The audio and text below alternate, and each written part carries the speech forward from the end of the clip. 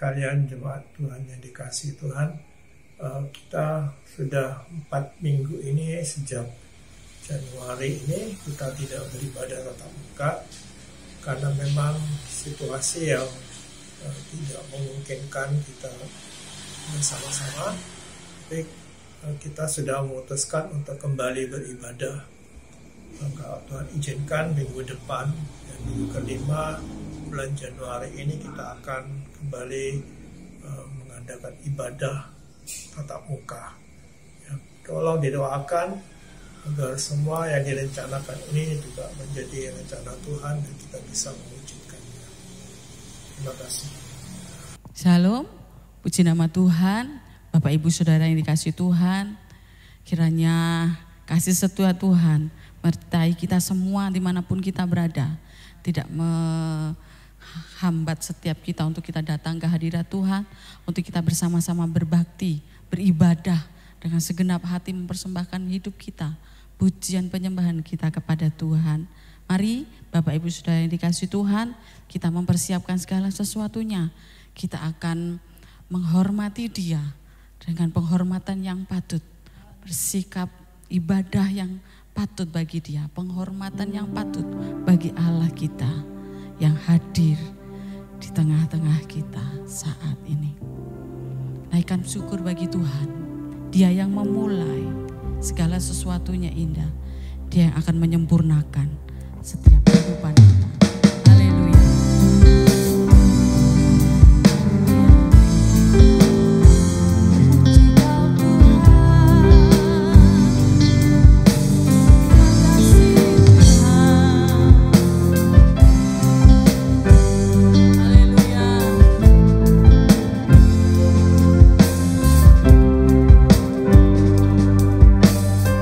Terima kasih Tuhan.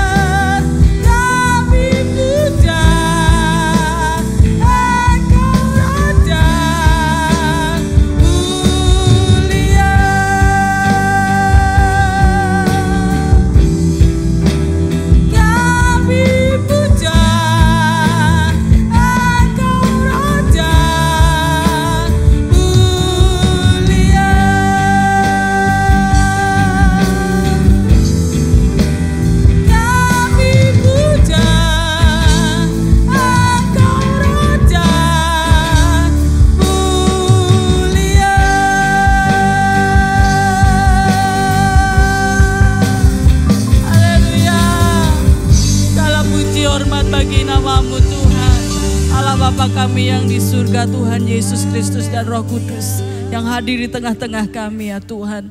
Kami percaya dan kami rasakan hadirat-Mu. Kami mau bersuka karena kasih setia-Mu Tuhan. Karena penyertaan-Mu luar biasa bagi kami. Kau layak menerima segala puji, hormat, kemuliaan sampai selama-lamanya. Haleluya. Amin. Mari kita bersuka cita. Mengecap kebaikan Tuhan. Mengecap dan melihat segala kebaikannya yang kita alami setiap waktu. Mari naikkan pujian bagi Dia. Syukur bagi-Mu Tuhan. Haleluya.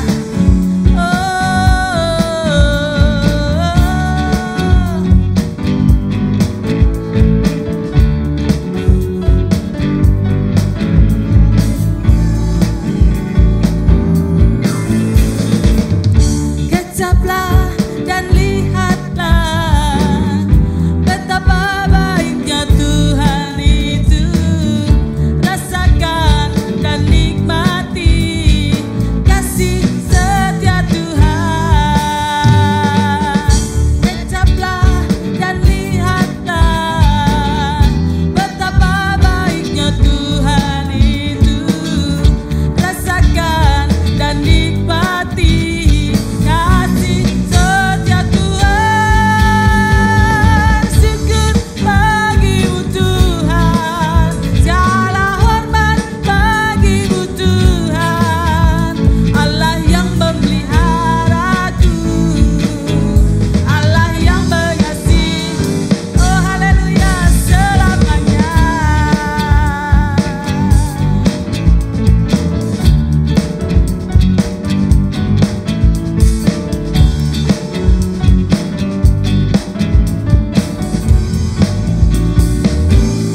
Mari katakan, kecaplah dan lihatlah betapa baiknya Tuhan itu. Rasakan dan nikmati kasih setia Tuhan. Kecaplah dan lihatlah betapa baiknya Tuhan itu. Rasakan dan nikmati kasih setia Tuhan. Syukur bagi-Mu Tuhan, segala hormat bagi-Mu Tuhan. Allah yang mengasihiku, Allah yang memeliharaku. Syukur bagi-Mu Tuhan, segala hormat bagi-Mu Tuhan. Allah yang mengasihiku, Allah yang memeliharaku. Syukur bagi-Mu Tuhan, segala hormat bagi-Mu Tuhan. Allah yang mengasihiku, Allah yang memeliharaku. Syukur bagi-Mu Tuhan, segala hormat bagi-Mu Tuhan. Allah yang mengasihiku, Allah yang memeliharaku selamanya, selamanya, selamanya, selamanya. Haleluya, puji nama Tuhan. Kiranya kita semua akan diberkati oleh firman Tuhan pada saat ini. Mari resapi kasih-Nya, mari resapi setiap perkataannya. Itu akan menumbuhkan iman percaya kita lebih lagi mengasihi Dia, lebih mendalam lagi mengasihi Dia. Haleluya. Bukan dengan kekuatan kita menghadapi hidup ini, tetapi bersama Dia saja kita boleh melekat erat, lebih mencintai Dia. Terima kasih Tuhan. Bukan dengan kekuatanku ku dapat jalani hidupku, tanpa Tuhan yang di sana.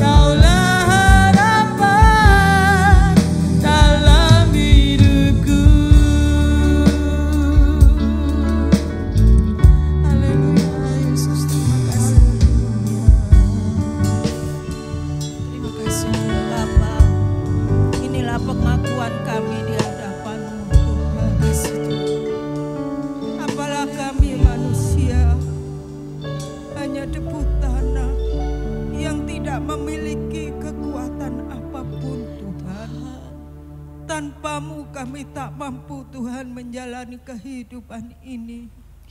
Tanpa-Mu Tuhan kami tak mampu berjalan Tuhan.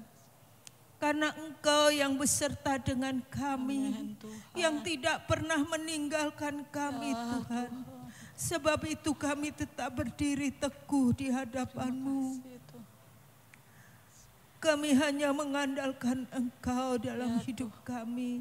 Satu-satunya penolong, satu-satunya kekuatan dalam hidup kami. Kami bersyukur kepada-Mu ya Tuhan. Karena Engkau yang sudah memanggil kami, menebus kami daripada dosa kesalahan kami. Kasih Tuhan, terima kasih. Terima kasih buat anugerah-Mu. Terima kasih Tuhan buat penyertaan-Mu ya Roh Kudus. Yang telah memimpin kami, menolong kami, menghibur kami. Memberi kekuatan bagi kami sampai saat ini. Ya Tuhan, jikalau sebentar kami boleh mendengar kebenaran firman-Mu. Engkau yang sudah mengurapi hamba-Mu, mempersiapkan hamba-Mu untuk Tuhan menyampaikan isi hati-Mu kepada kami jemaat-Mu. Biarlah kami boleh Tuhan merendahkan diri kami. Kami mau Engkau bentuk Tuhan sesuai dengan kehendak-Mu. Kami mau Tuhan melakukan kebenaran firman-Mu Bapa. Oh terima kasih Tuhan. Biarlah Tuhan jemaat-Mu yang ada di rumah, biarlah kami boleh mempersiapkan diri kami. Allah Roh Kudus bekerja atas hidup kami. Untuk menuntun kami seturut dengan kehendak-Mu. Terima kasih Tuhan. Kami sambut firman-Mu hanya di dalam nama Tuhan Yesus Kristus. Haleluya. Amin. Shalom. Puji Tuhan, kita boleh beribadah lagi kepada Tuhan dan mendengar firman Tuhan. Walaupun kita ada di rumah atau beribadah dimanapun kita ada, kita percaya Tuhan hadir di situ dan akan memberkati kita kalau dengan kesungguhan hati kita mencari Dia. Dalam khotbah yang lalu kita sudah mendengar tentang perubahan yang harus terjadi dalam hidup kita, ya, karena tema kita adalah berubahlah oleh pembaruan budimu. Jadi perubahan itu terjadi dari dalam batin, dalam hati kita, dalam budi kita, ya, dalam budi kita. Nah, itulah yang perlu dirubah gitu. Ya. Dan Samuel mengatakan persepsi kita, ya, atau pandangan, pendapat atau apa yang kita lihat itu kita melihat dari sudut mana, dan itu yang mesti dirubah gitu ya, sehingga kita bisa mewujudkannya dalam perbuatan tubuh. Ya, jadi berkaitan, soalnya tubuh kita mesti dipersembahkan untuk apa? Untuk mewujudkan apa yang berubah dalam batin kita. Ya, puji Tuhan. Itu firman Tuhan yang saya simpulkan dari 3 pengkhotbah yang lalu, dan hari ini kita juga masih akan berbicara tentang berubah. Ya, berubah ke arah Kristus. Ya, berubah ke arah Kristus. Nah, kita baca dulu ayatnya dari Roma 12 ayat 1 dan 2 sebagai ayat tema kita.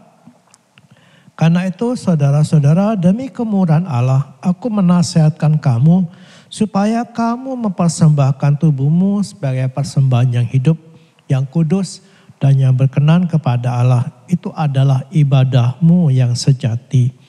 Janganlah kamu menjadi serupa dengan dunia ini, tetapi berubahlah oleh pembaruan budimu sehingga kamu dapat membedakan manakah kehendak Allah, apa yang baik, yang berkenan kepada Allah dan yang sempurna.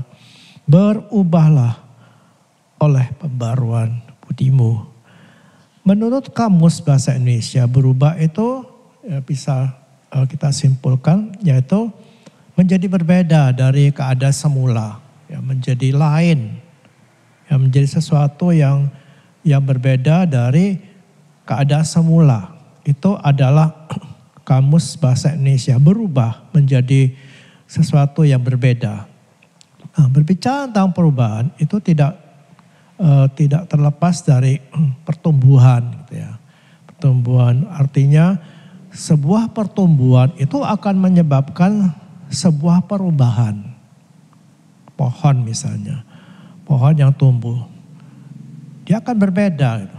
Mungkin hari ini kita tanam bijinya, beberapa hari kemudian dia tumbuh berbeda dari biji yang hanya satu itu.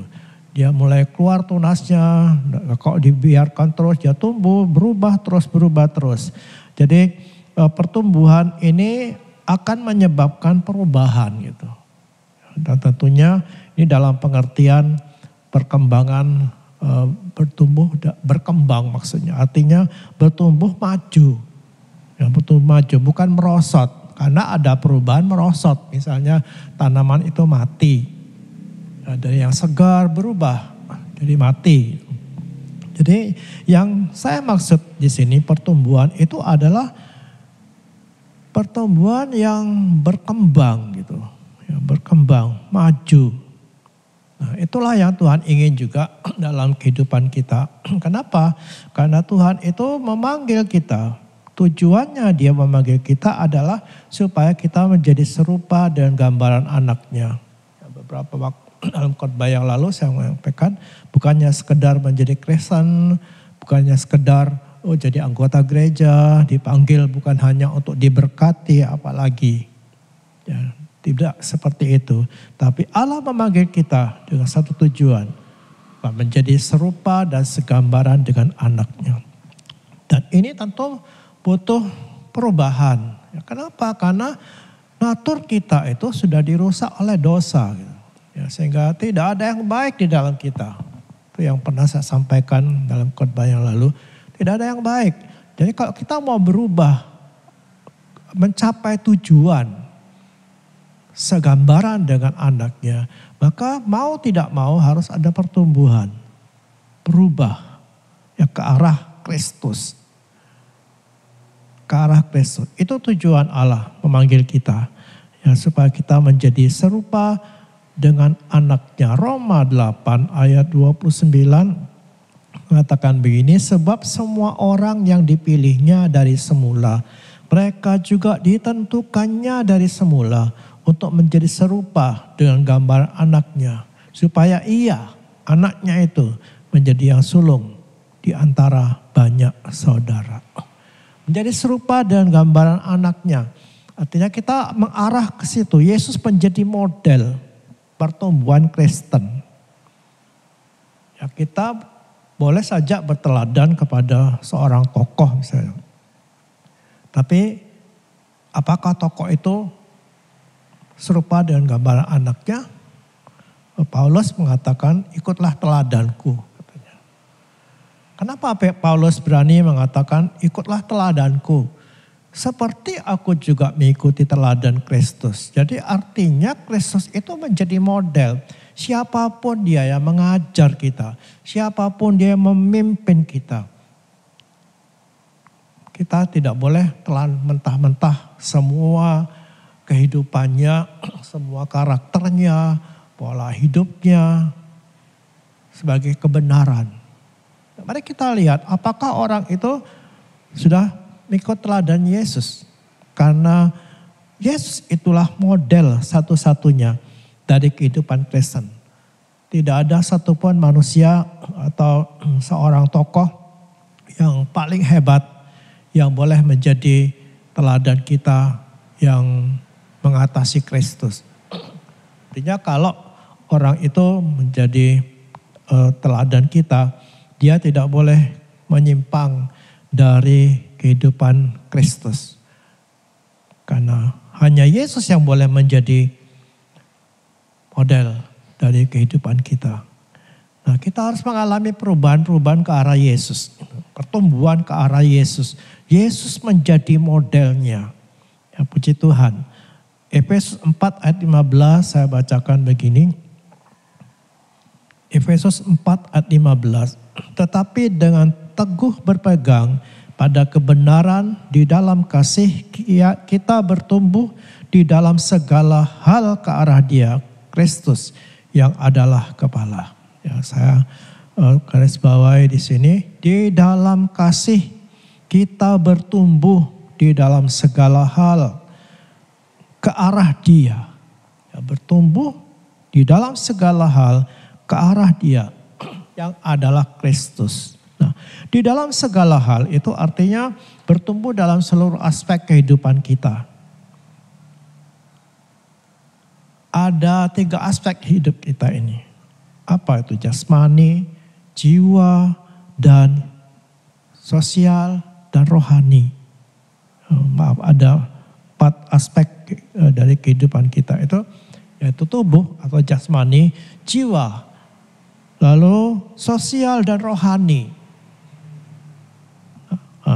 Di dalam segala hal katanya, bertumbuh ke arah Dia. Ke arah Dia artinya kita bertumbuh seperti Yesus bertumbuh. Tadi saya sudah tekankan itu ya, bahwa Yesuslah satu-satunya model. Ya, tidak boleh ada tokoh yang lain yang melebihi Yesus. Ya, kalau tokoh itu tidak sama seperti Yesus, kita tidak boleh menjadikan dia model. Sekalipun dia hebat, dia berjasa kepada kita, tetap Yesus harus jadi model. Ya, karena tumbuhnya ke arah Dia, katanya, yang adalah kepala di dalam segala hal tumbuh. Nah, mari kita belajar tentang Yesus ini. Bagaimana Yesus bertumbuh. Ya, bagaimana Yesus yang jadi model kita itu, dia hidup. Ya, bagaimana dia memperlakukan hidupnya, kita bersyukur karena Yesus menjadi manusia sehingga kita bisa mengenalinya. Ya, mengenalinya. Yesus datang ke dalam dunia ini menjadi manusia, bukan hanya untuk mati, ya itu memang tujuan utamanya. Menyerahkan tubuhnya, menyerahkan nyawanya untuk menebus dosa kita. Tetapi Yesus itu bisa menjadi role model kita. Model sebagai manusia hidup dalam dunia ini. Nah, ke arah sanalah kita harus mengarah gitu. Ya, ke sanalah kita harus berjalan dan hidup seperti Yesus. Nah, mari kita baca Lukas 2 ayat 52. Begini bunyinya. Yesus makin bertambah besar, bertambah hikmatnya, makin dikasih Allah dan manusia. Ya, saya ulang dengan pelan-pelan. Dan Yesus makin bertambah besar dan bertambah hikmatnya dan besarnya, dan makin dikasih oleh Allah dan manusia. Saya ambil satu-satu gitu ya. Yesus makin bertambah besar, itu apa? Pasti jasmaninya, tubuhnya. Ya, dari bayi dia lahir sama seperti kita, dia tidak langsung lari-lari, tidak bisa langsung ngomong. Ya, dia bayi seperti kita, bertambah besar, menjadi remaja, dewasa, lalu akhirnya mati. Di atas salib, bangkit, naik ke surga. Bertambah hikmatnya. Hikmat ini bicara tentang akal budi tadi. Yaitu ini berbicara tentang jiwa. Ya, jiwa. Lalu makin dikasih Allah. Dikasih Allah ini berhubungan dengan kehidupan rohaninya. Dan manusia. Dikasih oleh manusia juga. Ini berbicara tentang kehidupan sosialnya. Ya, bagaimana dia bergaul dengan sesamanya, bagaimana dia dikasih oleh sesama manusia. Dia berkenan kepada sahabat-sahabatnya, kepada teman-temannya, kepada keluarganya. Jadi ini ada empat aspek kehidupan yang tadi saya sebut ya, dari manusia, yaitu tubuh, jiwa, roh, dan aspek sosial. 4 ini Yesus menjadi role model kita. Menjadi teladan kita tentang bagaimana kita berubah. Bagaimana kita bertumbuh di dalam kehidupan rohani kita menjadi seperti Kristus.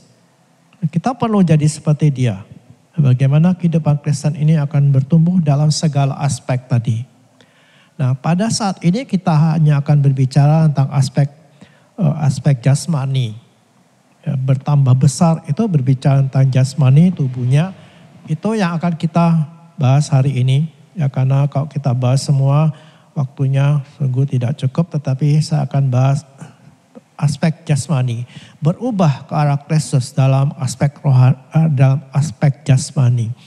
Nah, pertumbuhan jasmani kita, pertumbuhan jasmani kita dimulai sejak kita dalam kandungan, ya dalam kandungan dari satu sel, ketika sel sperma dan sel telur itu mulai bertemu dan terjadi pembuahan, mulai tumbuh.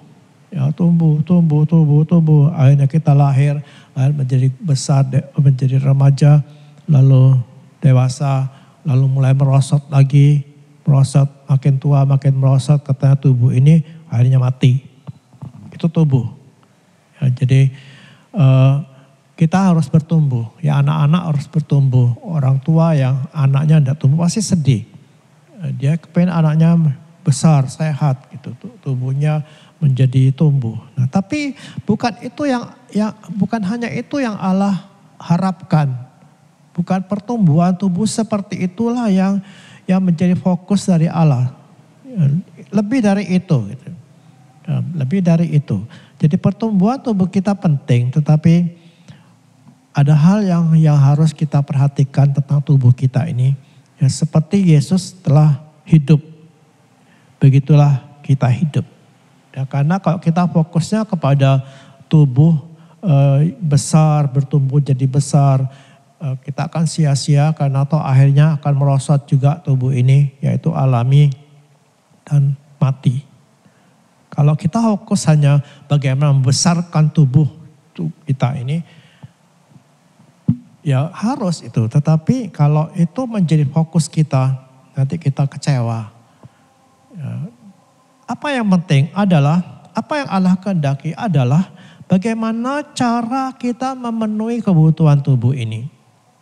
Tubuh ini punya kebutuhan, ya, dan itu banyak kebutuhannya, ya banyak kebutuhannya. Tapi saya tidak akan bahas satu-satu. Gitu ya. Bagaimana cara kita memenuhi kebutuhan tubuh ini? Seperti Kristus memenuhi kebutuhan tubuhnya. Yang pertama, prinsip pertama dari memenuhi kebutuhan ini jangan dengan cara yang tidak halal. Satu hari Tuhan Yesus dicobai, setelah dia berpuasa dia dicobai setan. Setan menawarkan roti dari batu, ya, atau tepatnya itu, kalau kamu anak Allah, jadikan batu ini jadi roti. Yesus waktu itu butuh makan karena dia sedang berpuasa selama 40 hari 40 malam. Tapi apakah Yesus mau ketika iblis menawarkan? Tidak, dia tolak. Ya, dia katakan bukan dari roti manusia hidup, tetapi dari firman Allah. Dan dia tidak mau tunduk kepada setan dalam memenuhi kebutuhan tubuhnya ini. Nah, mari kita semua ya yang sudah percaya kepada Yesus dan mengarah kepada Dia, kita berteladan kepadanya bagaimana memenuhi kebutuhan tubuh kita ini. Yang sandang, pangan, papan, bahkan kebutuhan seksual kita. Bagaimana kita memenuhi kebutuhan itu. Jangan pakai cara-cara yang tidak halal. Nah, misalnya cari duit dengan menipu. Ya, karena memang kita butuh duit untuk makan, ya untuk beli pakaian, untuk kebutuhan tubuh kita. Tapi jangan pakai cara yang tidak halal. Ya, tapi pakailah cara yang dikehendaki Allah. Seperti Kristus, ya dia memenuhi kebutuhan tubuhnya bukan dengan cara yang tidak halal. Dia main tabrak saja. Pokoknya aku sedang lapar, ya sekarang disuruh jadikan roti, batu ini jadi roti. Ya sudah jadikan. Yang penting kebutuhan rasa laparku itu selesai. Tidak. Mari kita hidup seperti apa yang telah diteladankan Yesus. Tidak dengan cara yang tidak halal. prinsip yang kedua tentang bagaimana memenuhi kebutuhan tubuhnya itu adalah tidak diperbudak oleh kebutuhan itu sendiri. Ya, kebutuhan ada memang dan harus dipenuhi, tetapi Yesus tidak membiarkan kebutuhannya itu menguasai dia. Ya, tidak membiarkan dia diperbudak oleh kebutuhannya. Ya, Yesus butuh makan, butuh minum. Kalau enggak dia lapar gitu. Tapi dan kita tahu bahwa Yesus itu dijuluki orang yang pelahap gitu. Ya, suka makan. Ke rumahnya Sakeus makan, ke rumahnya Matius makan, di rumahnya Marta, Maria makan. Terus yang diceritakan Yesus makan dan makan. Ya, sehingga musuh-musuhnya mengatakan, oh dia seorang pelahap, rakus katanya. Itu julukan yang diberikan kepada Yesus. Tetapi ada saatnya Yesus harus mengekang dirinya. Dia tidak mau dikuasai kebutuhannya. Kapan? Ketika dia berpuasa. Ya, 40 hari 40 malam. Artinya kebutuhan tubuhnya itu, kebutuhan makannya itu tidak menguasai dia. Dia bisa mengekang dirinya. Ya, mengekang kebutuhannya untuk tidak menguasai dia. Nah, mari kita juga, ya walaupun kebutuhan-kebutuhan kita itu harus dipenuhi, makan, pakaian, dan semua yang kita butuhkan dengan tubuh ini. Dan bahkan itu mungkin kebutuhan pokok, ya, seperti makan. Ya, tapi hendaknya jangan itu memperbudak kita, ya, sehingga kebutuhan itu harus, ya, tidak bisa, harus, enggak boleh enggak. Ya, seolah-olah kita kalau tidak makan sekali aja, aduh rasanya seperti mau mati gitu misalnya. Atau kita punya tergila-gila dengan pakaian misalnya. Ya, enggak salah memang, tapi kalau kita mulai diperbudak, itu yang salah. Ya, diperbudak untuk memenuhi keinginan kita. Lalu kita utang sana sini, akhirnya kita menjadi menderita gara-gara kita tidak bisa mengendalikan keinginan atau kebutuhan kita. Apalagi keinginan. Ya, kadang-kadang keinginan itu banyak gitu. Kebutuhan aja tidak boleh menguasai kita. Ya, kita bisa mengekang gitu. Ya, kalau kita butuh makan ya, tapi kalau Tuhan suruh kita puasa oke. Ya, tidak dikuasai oleh kebutuhan itu. Walaupun itu merupakan kebutuhan pokok kita. Nah, bagaimana cara memenuhi kebutuhan kita itu? Ya, bukan dengan cara tidak halal, jangan dikuasai oleh kebutuhan itu. Yang ketiga adalah tahu prioritas. Mana yang lebih penting dalam memenuhi kebutuhan tubuh itu? Ya, mana yang lebih penting gitu. Nah, satu hari Tuhan Yesus itu dalam Yohanes 4 ayat 31 dan 33 dia sedang melayani perempuan Samaria. Perempuan Samaria ini dia adalah perempuan yang berdosa karena katanya dia kawin cerai, lalu Tuhan Yesus layani. Dan sementara itu murid-muridnya pergi untuk membeli makanan. Nah, waktu mereka datang, ini murid-murid datang, perempuan itu sedang pergi. Ya. Dia bercerita kepada teman-temannya, kepada orang sekampungnya bahwa dia berjumpa dengan Mesias itu. Nah, lalu murid-murid datang bawa makanan. Ya, lalu Tuhan bilang, mereka mempersilahkan Yesus makan. Yesus bilang tidak ada makanan yang lebih dari itu. Dia sisihkan waktu makannya. Kenapa? Karena dia harus melayani orang-orang yang sedang datang. Ya, perempuan ini datang lagi dengan membawa orang-orang kampungnya. Ini makananku katanya. Melayani orang. Artinya apa? Di sini kita melihat bagaimana Yesus itu tahu prioritaskan. Mana yang lebih penting? Makanan atau melayani jiwa-jiwa ini. Tubuhnya lapar. Perutnya lapar. Tapi ada jiwa-jiwa yang perlu dilayani. Dia sisihkan. Dia tahu prioritas mana yang harus dinomorsatukan. Dan Mana yang lebih penting? Nah, kehidupan rohani kita ada sesuatu yang lebih penting daripada kehidupan jasmani kita.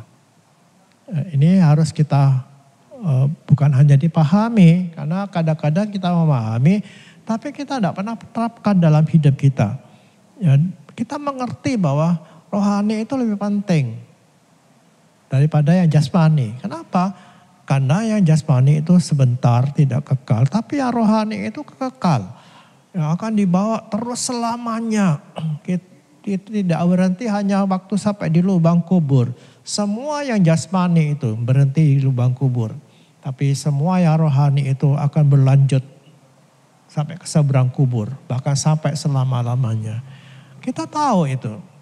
Tapi dalam praktek hidup kita tidak. Kita tidak menerapkan itu. Kita tahu bahwa tubuh kita itu akan merosot sampai satu saat kita akan mati. Tapi kita buru itu kebutuhan tubuh kita itu. Harus dipenuhi. Kita abaikan semua merawat kehidupan rohani kita. Kita abaikan persekutuan dengan Tuhan. Kita abaikan melayani pekerjaan Tuhan. Yang penting saya buru dulu duit. Saya cari duit dulu. Ya, supaya saya sejahtera dalam dunia ini. Ya, harus bekerja. Harus memenuhi kebutuhan tubuh kita. Tetapi kita harus tahu yang mana yang mesti didahulukan. Yang rohani itu lebih penting daripada yang jasmani. Karena itu bersifat kekal. Ya, puji Tuhan. Nah, kita kembali kepada tadi bagaimana Yesus memperlakukan tubuhnya. Ya, kok tadi kita melihat bagaimana cara memenuhi tubuh kita ini. Ya, kebutuhan tubuh ini. Yang kedua adalah bagaimana cara merawat dan melindungi tubuh. Ya, merawat dan melindungi tubuh kita. Nah, harus ada keseimbangan gitu. Itu yang pertama ya. Harus ada keseimbangan antara kerja dan istirahat. Nah, Tuhan Yesus dalam Markus 6 ayat 30 ayat 31 mengatakan begini, kemudian rasul-rasul itu kembali berkumpul dengan Yesus dan memberitahukan kepada semua yang mereka kerjakan dan ajarkan. Lalu ia berkata kepada mereka, marilah ke tempat yang sunyi supaya kita sendirian dan beristirahatlah seketika. Ya, murid-murid diajak beristirahat. Setelah mereka melayani, setelah mereka bekerja, ya, memberitakan Injil, Tuhan ajak mereka beristirahat. Nah, bahkan kita juga melihat Yesus juga tidur. Ya, dia tidur. Ya, dia tidak terus bekerja melayani. Dia harus pergi menyingkir gitu katanya. Untuk beristirahat. Nah, ini prinsip ini harus kita terapkan gitu. Ya, tubuh kita tidak didesain untuk seperti mesin yang tanpa istirahat, butuh istirahat. Ya, dan Allah sudah siratkan itu ya dalam penciptaan. Ya, dalam minggu penciptaan itu ada 6 hari Allah bekerja dan hari ke-7 Allah beristirahat. Nah, tapi kita kan tidak mau. Ya, kita mau bekerja kalau perlu siang itu siang malam kerja. Ya, siang dari pagi siang tuh kalau perlu malam itu tetap siang. Ya, ada orang yang pernah ngomong gini, kok ada hari Minggu ya? Coba kan saya kerja terus tanpa istirahat gitu. Ini hari Minggu ini kan waktunya ibadah gitu. Aduh, mereka rasa kehilangan waktu untuk merasa kehilangan keuntungan ketika harus beribadah. Tuhan itu sudah istirahat. Mari kita perhatikan ini. Ya, ada keseimbangan antara kerja dan istirahat. Ya, jadi cara merawat tubuh kita, rawatlah dengan baik, terutama dengan istirahat. Ya, dan terutama malam hari itu ada sebuah tulisan yang mengatakan malam hari itu adalah waktu di mana tubuh itu memulihkan kembali, ya, memulihkan kembali kekuatannya, memulihkan kembali apa yang rusak. Dan itu ditata kembali ketika kita tidur. Istirahat penting. Ya, bahkan sekarang pada zaman di mana corona itu sedang merajalela, kita dianjurkan istirahat. Karena ketika kita kurang beristirahat, tubuh ini imunitasnya jadi turun. Nah, perlu beristirahat. Ya, bagaimana cara kita merawat tubuh ini? Beristirahatlah dengan cukup seimbang antara kerja dan istirahat. Jangan tidak seimbang juga istirahat terus tidak ada kerjanya, tubuhnya juga rusak. Ya. Nah, bagaimana kita merawat tubuh ini? Jangan merusak ya, dengan cara hidup yang salah. Ya, perhatikan pola makanmu. Ya, apa yang kita makan gitu. Apa yang kita pakai, apa yang kita minum. Jangan sampai bahan-bahan itu merusak. Ya, ada yang merokok, ada yang dirusak dengan obat-obatan terlarang, ya, ada yang dengan alkohol, bahkan dengan makanan. Ya, kita tahu bahwa kita kolesterol itu makan lemak tanpa kita bisa di stop gitu. Kita pikir hidup cuma sekali. Ya memang kalau mati sih tidak apa-apa, tapi kalau hidup dalam penderitaan itu yang parah, menyusahkan keluarga. Ya, bukan cuma diri sendiri tapi keluarganya rusak, susah gitu. Ya, jadi jangan merusak, rawatlah supaya sehat. Ya, dengan makanan, dengan pola hidup yang baik dan termasuk istirahat tadi. Dan yang ketiga tidak merawat untuk memuaskan keinginannya. Ya, Roma 13:14 mengatakan itu, kenakanlah Tuhan Yesus Kristus sebagai perlengkapan senjata terang dan janganlah merawat tubuhmu untuk memuaskan keinginannya. Contohnya misalnya merawat tubuh ya, untuk kepuasan diri sendiri, menarik sesama jenis, selawan jenisnya, ya, apalagi melawan sejenisnya, waduh itu lebih parah lagi. Ya, merawat tubuh untuk ya supaya bangga gitu. Ya, merawat tubuh supaya dikata, cantik itu tubuhnya, tidak dilarang, senam. Merawat tubuh itu semuanya baik. Tetapi untuk apa? Itu untuk supaya kita bisa melayani Tuhan dengan tubuh yang sehat. Supaya dengan tubuh yang sehat kita bisa melakukan banyak hal untuk kemuliaan Tuhan. Itu luar biasa. Tapi kalau hanya merawat tubuh senam, ya supaya dikatakan wah itu. Itu untuk kepuasan dirimu sendiri. Ya, jadi itu yang kedua. Yaitu bagaimana seperti Yesus merawat tubuhnya. Ya, memang tidak disebutkan bagaimana Yesus merawat tubuhnya itu lebih luas lagi selain dari istirahat tadi. Ya, dan yang ketiga adalah bagaimana cara menggunakan tubuh kita. Ya, bagaimana memperlakukan tubuh ini, kita menggunakan tubuh.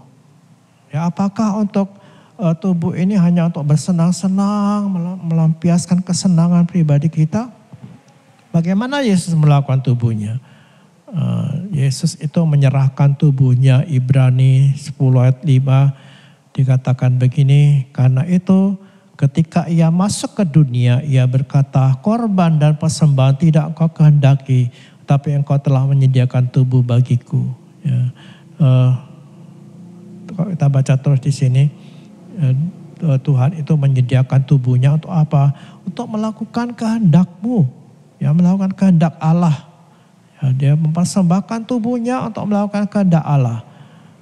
Kapan dia mempersembahkan tubuh itu secara total? Itu ketika dia harus disalibkan. Untuk apa? Melakukan kehendak Bapa. Bapa ingin supaya dia menebus dosa manusia ini, dan dia lakukan itu. Dan itu enggak enak itu. Dia tetap melakukan kehendak Bapa itu walaupun menderita, tubuhnya menderita untuk melakukan kehendak Bapa. Biarlah ini menjadi teladan bagi kita. Ya, melakukan kehendak Bapa itu sesuatu yang berat. Gitu. Sesuatu yang berat. Karena daging kita sudah dikotori oleh dosa. Ya, sehingga untuk melakukan kehendak Bapa itu perlu perjuangan yang luar biasa. Gitu. Ya, tubuh ini kita sudah dengar firman Tuhan yang disampaikan oleh Ibu Hana harus dipersembahkan kepada Tuhan. Sebagai persembahan yang hidup, kudus, dan berkenan. Nah, kalau kita mempersembahkan tubuh itu berarti harus ada penderitaan. Ya, seperti binatang yang dipersembahkan dalam perjanjian lama, dia mesti disembelih dan dibakar. Itu menggambarkan penderitaan. Jadi kalau tubuh ini mau dipersembahkan kepada Tuhan untuk melakukan kehendak Bapa, itu penderitaan. Tapi Yesus mau. Bagaimana dengan kita? Apakah tubuh ini kok suruh menderita melayani Tuhan misalnya, melakukan kehendak Bapa? Kita rela? Rela? Kita tidak diminta supaya kita bunuh diri ya, dalam melayani harus bunuh diri habis-habisan. Oh tidak. Ya, kita tetap menjaga kesehatan kita dan menjadi alat kebenaran gitu. Nah, tubuh ini menjadi alat kebenaran karena kita tahu bahwa tubuh ini sudah dirusak oleh dosa. Ya, kita hidup dalam nafsu daging. Itu sebabnya maka kita harus menyalibkan hawa nafsu kita. Dalam Galatia 5 ayat 24 itu dikatakan kita harus menyalibkan daging untuk mentaati kehendak Bapa itu. Gitu. Dan yang terakhir adalah bagaimana kita mempergunakannya. Ya, tubuh kita ini. Bagaimana kita menggunakan tubuh kita ini? Untuk apa? Untuk kemuliaan Tuhan. Ayat yang terakhir yang ingin saya baca adalah 1 Korintus 10 ayat 31. 1 Korintus 10 ayat 31, aku menjawab, jika engkau makan atau jika engkau minum atau jika engkau melakukan sesuatu yang lain, lakukanlah semuanya itu untuk kemuliaan Allah. Biarlah tubuh kita ini dipakai oleh Tuhan untuk melakukan pekerjaan yang baik. Melayani sesamamu dengan apa? Dengan tubuhmu. Ya, kadang-kadang kita dituntut juga untuk mempersembahkan tubuh ini melayani sesama kita. Tidak cukup hanya dengan berdoa, mendoakan orang lain, oh itu bagus. Tapi kadang-kadang Tuhan minta supaya tubuh kita melakukan sesuatu untuk melayani orang lain. Untuk mempermuliakan Tuhan itu dengan tubuh ini. Puji Tuhan.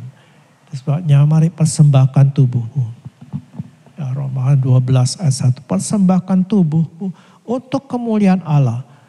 Jadi kalau selama ini kita salah dalam memenuhi kebutuhan tubuh ini, dengan korupsi, dengan cara-cara tidak halal, bertobat. Atau kita memperlakukan tubuh kita, merawat tubuh kita dengan cara-cara yang salah, yang kita tidak merawatnya dengan baik, atau kita merawatnya malah justru untuk memperdaya orang lain, bertobat. Dan bagaimana kita menggunakan tubuh ini? Gunakanlah untuk kemuliaan Allah. Apa yang kita bisa buat dengan tubuh ini, mari kita persembahkan. Kalau selama ini kita salah dalam menggunakan tubuh kita, ubahlah. Ya, mari kita berubah ke arah Kristus, karena dialah satu-satunya model bagi perubahan kehidupan Kristen kita. Amin. Kita akan menyanyikan nyanyian tubuh dan jiwaku kuserahkan padamu. Kita percaya bahwa persembahan tubuh kita akan diterima Tuhan. Ya, karena itulah yang Tuhan kehendaki kita lakukan saat ini dan sampai selama-lamanya. Amin. Tubuh dan jiwaku kuserahkan padamu sebagai persembahan yang layak bagimu. Terimalah diriku, terimalah hidupku. Perkenankanlah aku menyembahmu Tuhan. Kudus, kudus, Engkau Tuhan, agung mulia, sucilah Tuhan. Kudus, kudus, kuduslah Tuhanku, ku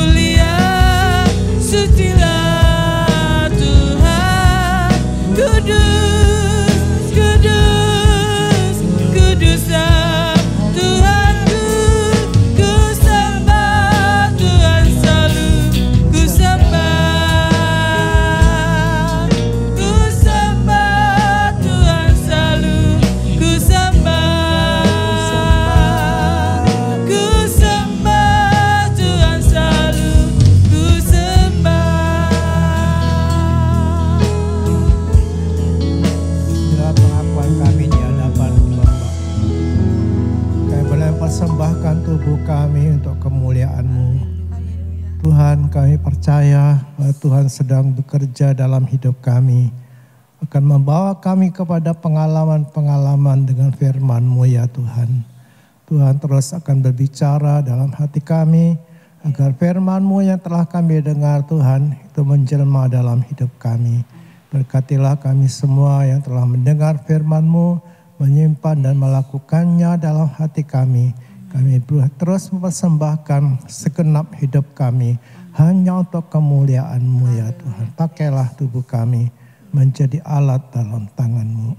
Terima kasih Bapak. Terima kasih. Mari kita akan memberkati negeri ini dengan kata-kata iman kita. Ucapkan dengan penuh kesungguhan. Aminkan dengan hati yang tulus mengasihi bangsa ini. Di dalam nama Tuhan Yesus Kristus.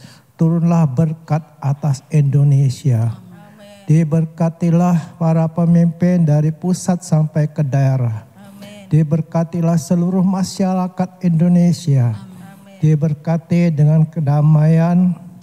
Diberkati dengan berkat materi yang berlimpah. Diberkatilah dengan keamanan. Diberkatilah dengan kesehatan. Diberkatilah para medis yang sedang berjuang untuk melawan virus corona. Diberkatilah Kabupaten Probolinggo. Amen. Diberkatilah semua orang percaya yang ada di Kabupaten Probolinggo. Amen. Dalam nama Tuhan Yesus Kristus. Bapa kami yang di surga, dikuduskanlah nama-Mu, datanglah kerajaan-Mu, jadilah kehendak-Mu di bumi seperti di surga. Berikanlah kami pada hari ini makanan kami yang secukupnya, dan ampunilah kami akan kesalahan kami, seperti kami juga mengampuni orang yang bersalah kepada kami.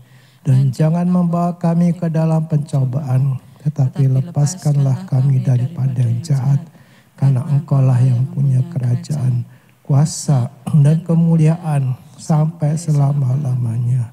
Amin. Bapak, kami bersyukur padamu dan menyerahkan diri kami sekali lagi ya Tuhan dalam tangan-Mu.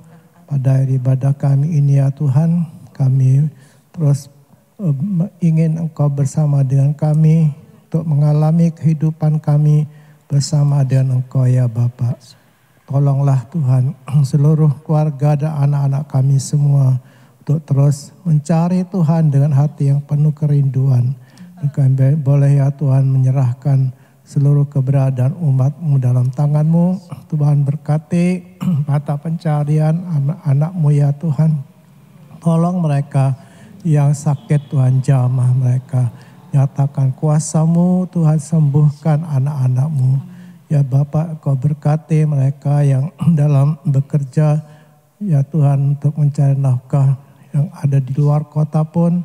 Mari Tuhan menjaga, melindungi kami, anak-anak kami yang sekolah juga Tuhan tolong. Bintang Harapan juga Tuhan, berkatilah semua guru yang mengajar, semua siswanya yang belajar di rumah, Tuhan tolong mereka. Terima kasih Bapa, kami percaya Tuhan menyertai kami.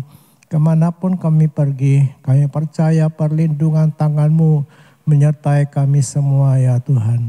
Terpujilah Engkau Bapa. Kami persembahkan segala hormat kami kepadamu.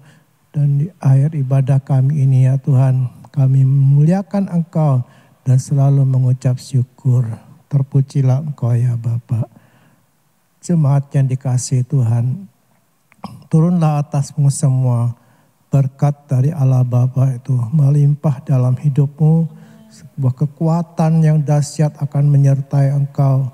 Yesus Kristus dengan damai sejahteranya terus mengawali hati dan pikiranmu. Dan Roh Kudus akan menyertai, mengurapi, memakai saudara sekalian menjadi berkat dimanapun engkau akan diutusnya. Dalam nama Tuhan Yesus Kristus. Amin. Tuhan memberkati, terus jaga kesehatan dan terus berdoa mendekatkan diri kepada Tuhan. Amin. Tuhan berkati.